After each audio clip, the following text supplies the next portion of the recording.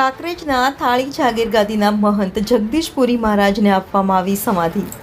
પૂજ્ય સ્વામી 108 સંત શિરોમણી જગદીશપુરીજી મહારાજનું પાર્થિવ દેવ પંચમહાભૂતમાં થયો વિલીન। જાગીર મઠ ખાતે ભક્તો, મહંતો અને સંતોની હાજરીમાં સંસ્કૃત વિધિ પ્રમાણે પાર્થિવ દેહને આપી સમાધિ। મોટી સંખ્યામાં અગ્રણીઓ સહિત જાગીરદારો અને ભક્તજનો પ્રજા રહી ઉપસ્થિત। India 24 news, Banaskantha.